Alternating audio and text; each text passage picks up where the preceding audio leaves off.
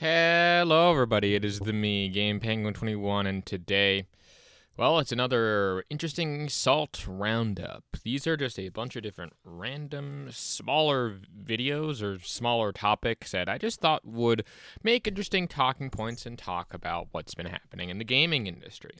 Now, of course, as with all of my videos and stuff, I do tend to make sure to say don't go out and actually make fun of these people, or don't go out and harass people, I should say.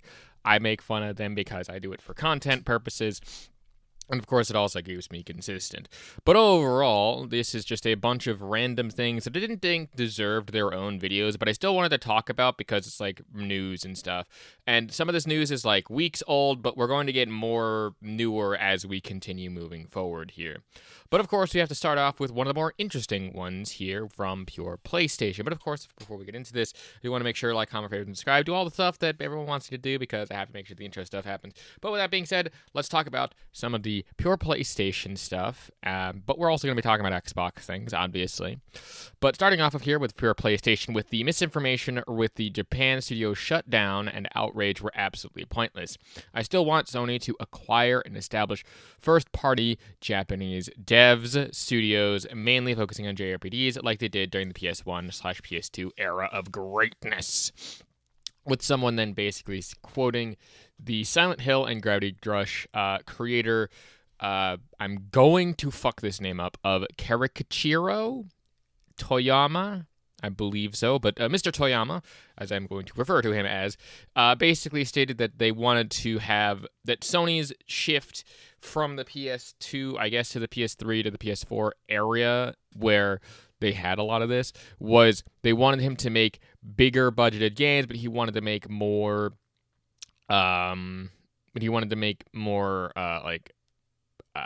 original studios of original games, and he feels that with he can do this without a massive budget, and this allows him to express himself well.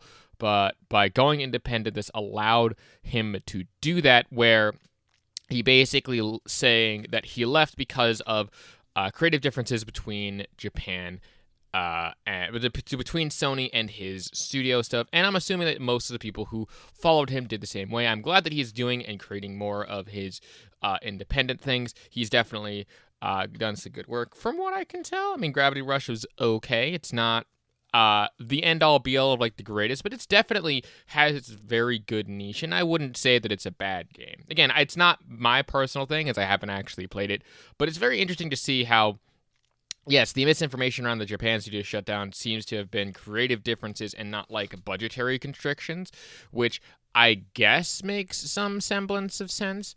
But like at the same time, trying to defend the shutdown of one studio versus another studio is different because each studio shutdown is a little bit different. But I think he's trying to make this to a thing. But I also don't forgive Sony for some of the other stuff that they've been doing, which is, of course, that bad news here from a Pirate Nation, saying that PlayStation is starting to block their games from running on Proton. PlayStation Overlay is blocked on Linux in Ghost of Tsushima. The same thing has happened with the Concord beta. This is incredibly disrespectful, as Sony supported the Steam Deck in the past. And this is also true. As one of the most interesting things that a lot of people continuously forget is that most, if not all, of Sony's previous games, apart from, say, maybe Helldivers 2 and maybe one or two other ones, were actually Steam Deck compatible, especially their single-player games. And one of the more interesting things with this single-player experience is that Ghost of Tsushima was one of the ones that actually seems to have been very massively wanted, and this would have been great on Steam Deck. This is one of the reasons why I always criticize people like Sony and some of their business decisions, as well as Xbox whenever they make bad business decisions, which, again, we'll get into that, but right now, just know this is awful and stupid, and anyone trying to defend this is a little bit weird. Again, we're mostly starting off with new stuff, but here's a bit more of that salty goodness for you. With the PlayStation Universe updates talking about how PlayStation Premium and some of the games leaving from August with only good games here, some of the greatest takes on the internet talking about how physical is better than digital and owning is better than renting. And I do mostly agree. I do agree to a big extent here in terms of at least certain physical things. I've come around to specific physical media. Like I have a collection of You can probably hear that. But that's my small collection of cassette tapes, as well as I know that I have a few other ones. But obviously speaking, like, digital does have its benefits, but I do think that owning your stuff is better than renting, and most people understand that. And him just responding to this as being like, oh, don't support PlayStation Plus or don't do this. Like, dude, what is this take even supposed to be? Why are you getting angry at the PlayStation that you like simp over? Because this is only good games we're talking about here. But one of the bigger ones here, and one of the more interesting topics that we're going to talk about throughout this that actually has salt to it, is Zubby Tech and the Gears of War E-Day job listing.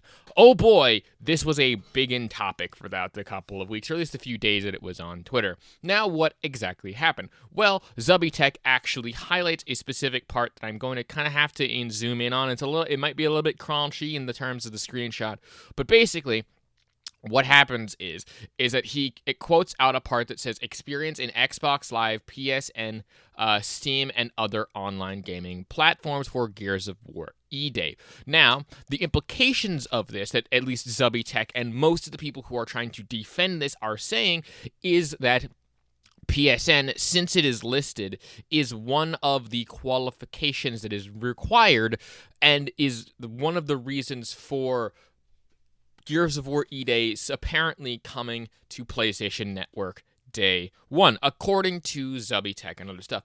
But I wanted to take a look at this actual listing here, where the overview of this seems to be creation of like online services, and this is again for Gears of War E-Day, which has both a multiplayer element and a single-player element. What's more interesting here is that he doesn't actually, he just takes this quote actually out of context, where the qualifications of this are under the preferred qualifications, as a lot of people have pointed out. Now, to anyone who doesn't have had a job in the past while, how do these sort of things work? Now, there are two different kinds of qualifications. Well, there's a few different kinds. There's the required qualifications, there's the preferred qualifications, and there's optional qualifications.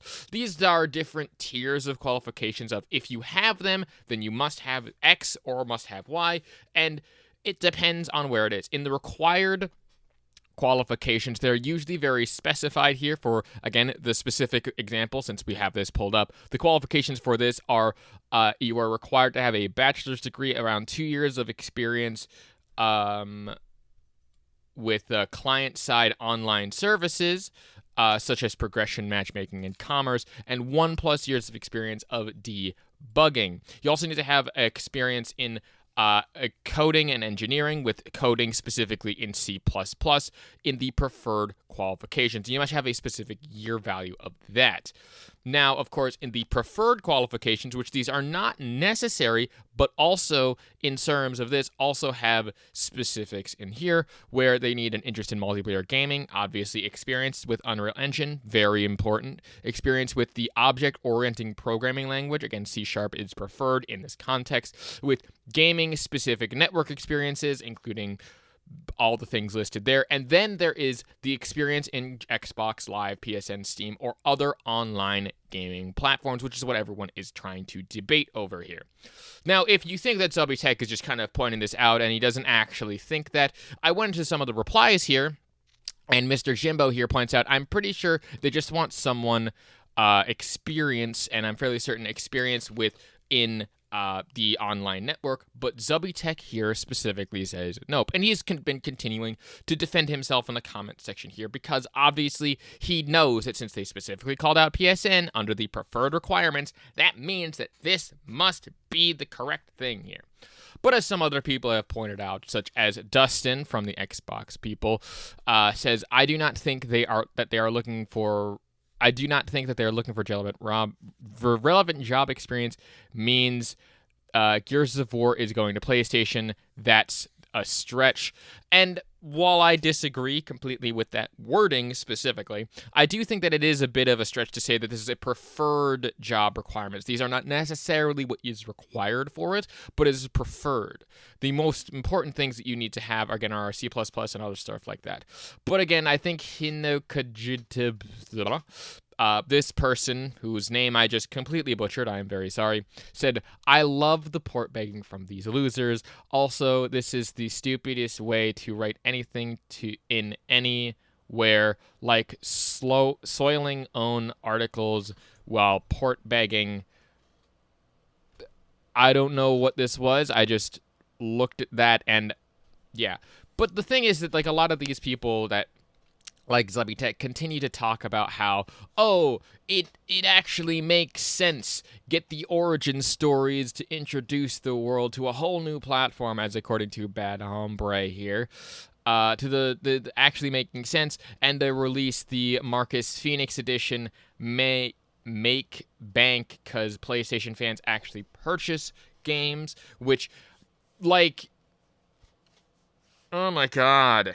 It's, again, one of those things that's under preferred qualifications and not required qualification. But then you also have people like Merc305 here saying, I hope this is true so I can take them all to the laundromat, to obviously clean house or whatever this thing is. Where the game, again, it's Gears of War. It's coming to PS5 release in terms of that, even though that wasn't the case.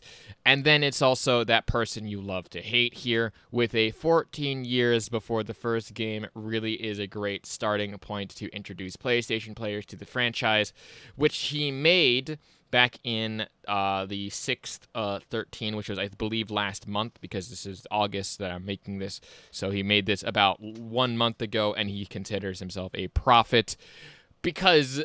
obviously, right, because of a preferred job listing under the dimensions of just wanting to essentially have someone maybe with online experiences, but it's not necessary, it's just preferred and you get more preferization if you have any sort of online experiences with any of those services listed. It also lists other services, meaning that it's also apparently coming to Nintendo Switch, Steam, and other places. So, it's very interesting to see that. But of course, then we also have here with Colin Moriarty of soon Xbox will deploy Phil Spencer himself to convince the most fervent Xbox true believers that the fight is over, like Imperial Japanese Major Yoshiyami Taniguchi. I'm very sorry for butchering that name. Going to the Philippines in 1974 to relieve Lieutenant Hiriro Onada of duty 29 years after World War II. Now, the stupid part about that is that he's already kind of said this, that the console war is kind of over, which I guess, yeah. But what I find dumb here is the fact that both sides are still fucking stupid. Right? I don't really know what else to say here, saying that, oh, Phil Spencer will do that. You can't just compare... like someone relieving someone of military duty that they've been following for years and like talking it down and explaining that, yeah, we're focusing or reshuffling specific ideas. That's not how this works. Like, one is marketing speak to kind of satiate the viewers and stuff of your content, and the other one is literally relieving military services. That's vastly different. Making the comparison is so fucking weird and stupid to me. But this is also one that I wanted to talk about, where the interesting person called Entered the Cheat Code here was defending the game you let Twitter talk y'all out of playing, which this is, again, Suicide Squad killed Justice League, which, let me be clear on this, Twitter never actually talked me out of playing this game. I looked at it, I took one look at the trailers and was like, no.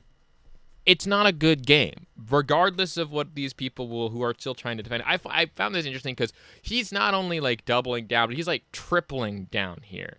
The entire point of this is that he's just, again, one of those people who's just the most saltiest. So here's some of the replies that I got that were actually interesting here. From Oliver Demari: the cutscenes are the only good thing about the game. Every other aspect is dog shit, with, again, Enter the Cheat Code being like, nah.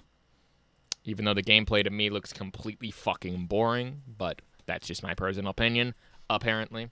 Mr. Frag here basically goes out and says, where's the part where that will make me want to play? Gotta like fun might not apply to you.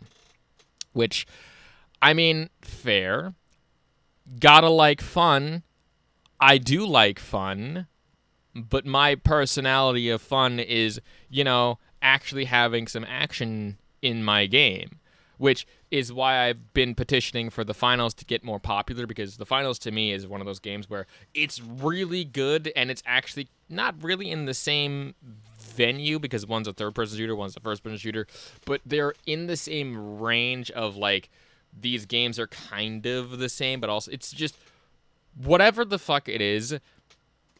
The game does not look fun, and the game does not look like it plays good. Where Lobster Minion here basically says, "I've watched people play the game. I'm good, thanks." With someone going laughing, crying emoji, which again to me just kind of shows that he's basically trying to defend a game that obviously is trying to, be inclusive and interesting and quirky without realizing that that's kind of cringe.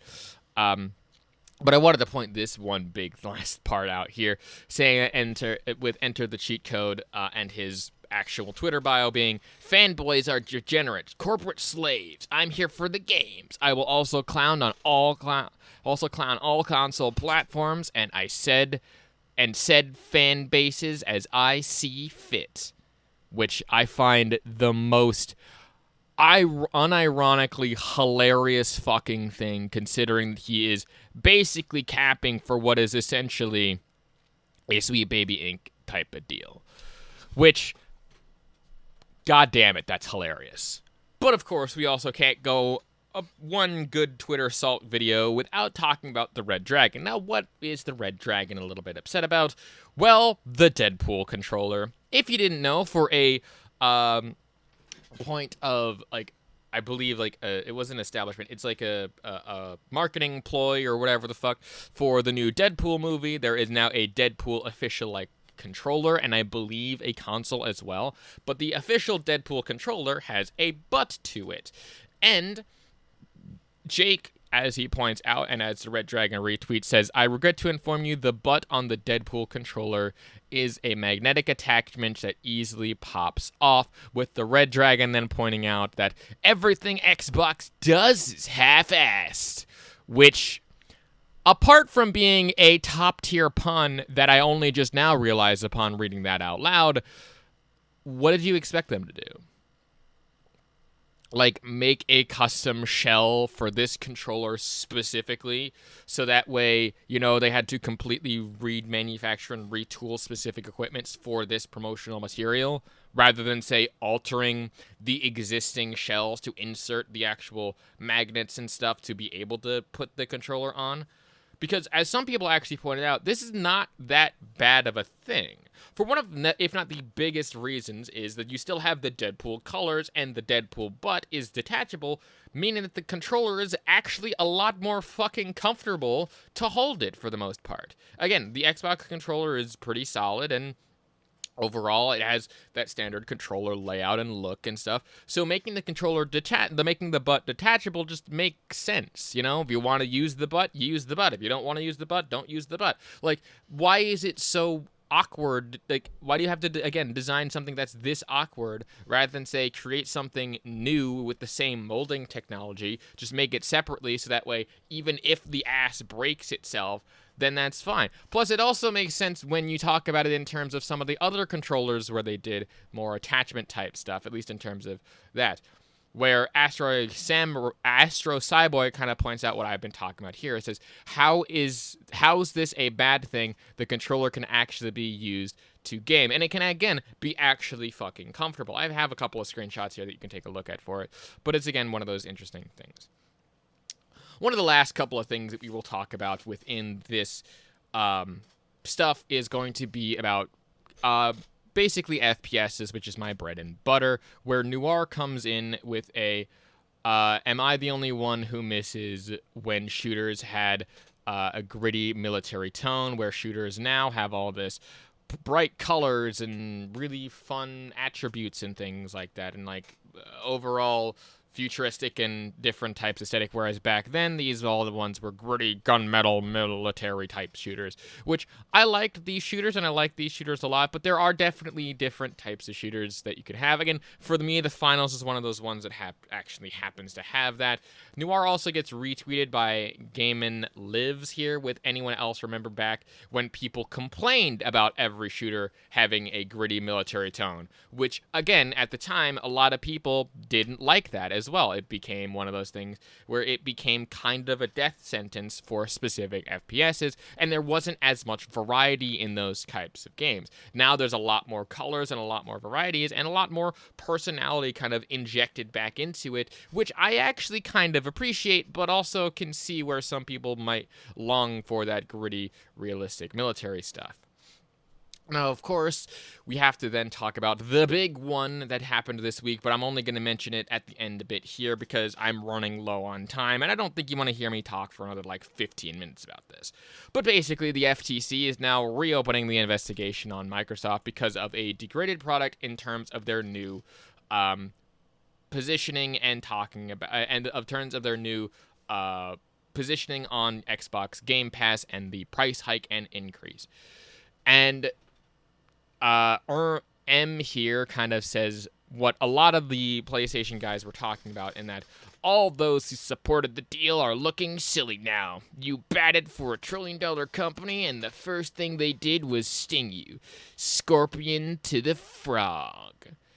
Which, if I'm remembering correctly, the whole thing with the scorpion to the frog is that the scorpion kind of stung itself on accident and then killed itself. So, unsure if that's how that actually went, because I don't know if he's specifically talking about that.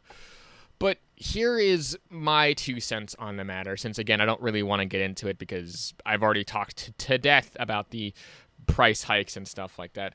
But the FTC does actually have a little bit of a case here, because if you remember, back when they originally stated a lot of this, they weren't going to increase the price hikes, which everyone and their mother kind of knew that was bullshit. And there was also one where they were specifically talking about things such as Call of Duty and stuff, and all of that essentially meant that they weren't in violation of things, but again, bureaucracy sucks, as everyone fucking knows it. But at the end of the day, the FTC does have a bit more of a case here. The case being that Microsoft did say that they were going to not degrade the stuff for things like Call of Duty and blah, blah, blah. But overall, the price hike sucks, and I don't think that everyone likes the price hike. I don't think that people like the fact that they don't get any more day one games on specific Game Pass versions. And overall, one of, if not the biggest reasons for it, is that it just isn't as viable or anything anymore. And I know that I said, it was viable back then. It's yes, but now that we have more information on it, I guess it is one of those things where I'm going to have to eat my own words here, which I'm happy to do because I was proven wrong, and I don't mind being proven wrong.